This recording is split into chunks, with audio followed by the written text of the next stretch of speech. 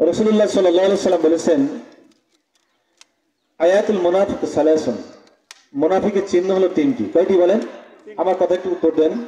আমি মানে অল্প কথাই সেরে দেবো ইনশাআল্লাহ। ইজা হাদাসা ওয়া কাযাবা, মুনাফিকের প্রথম চিহ্ন হলো যখন সে কথা বলে মিথ্যা বলে।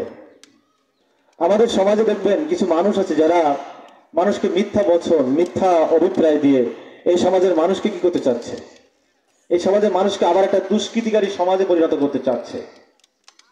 অথচ আল্লাহ রাসূল বলেছেন, ইজা হাদাসা ওয়া কাযাবা, মুনাফিকের চিহ্ন হলো যখন কথা বলে মিথ্যা বলে। মিথ্যাটাকে এমন ভাবে সাজায় গুছিয়ে মানুষের সামনে উপস্থাপন করে যেটা মনে হবে আদি সত্য কথা।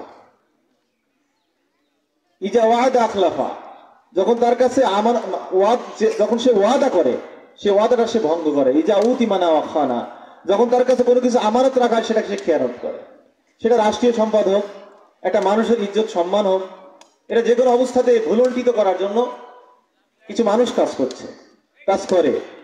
পৃথিবী সৃষ্টি থেকে শুরু হয়েছে, এখন করছে, ভবিষ্যতও করবে।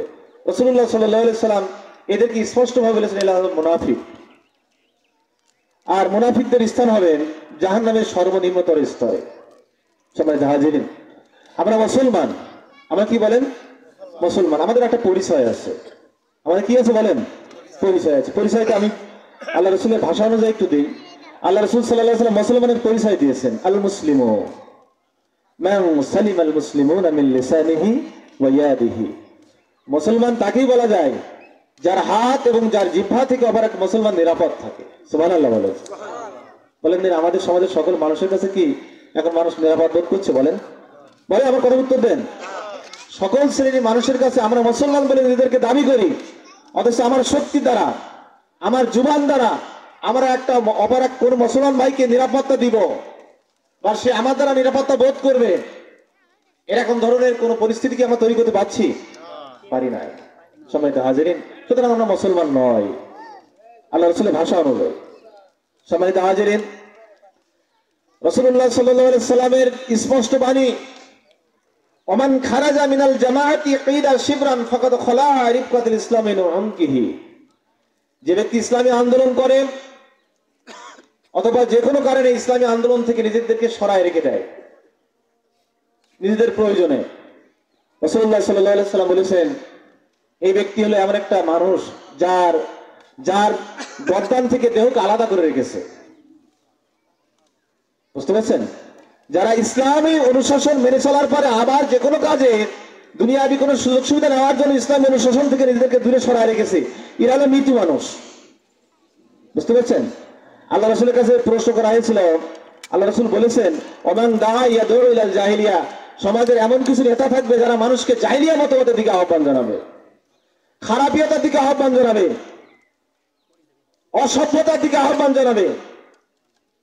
ফাহুয়া ফাদুসা জাহান্নাম, আল্লাহ রাসূল বলেছেন এরা হবে জাহান্নামের খড়ি। সাহাবা আজমাইন আল্লাহ রাসূলের কাছে প্রশ্ন করেছিলেন, ফাকুলতু ইয়া রাসূলুল্লাহ ওয়া ইন সামা ওয়া সাল্লাম, যদি ওই ব্যক্তি নামাজ পড়ে এবং রোজা রাখে তবু কি সে জাহান্নামের খড়ি হবে? রাসূলুল্লাহ সাল্লাল্লাহু আলাইহি সাল্লাম বলেছেন, যদি সে নামাজ পড়ে এবং যদি সে রোজা রাখে তবু সে জাহান্নামের খড়ি হবে।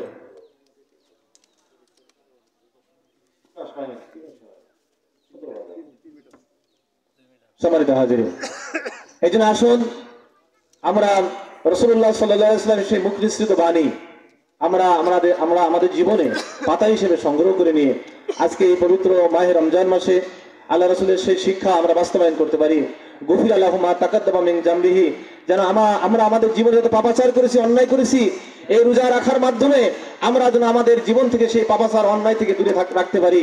সমস্ত অন্যায় অপরাধ আল্লাহ যেন ক্ষমা করে দিতে পারেন, সেই পরিস্থিতি আমরা যেন তৈরি করতে পারি।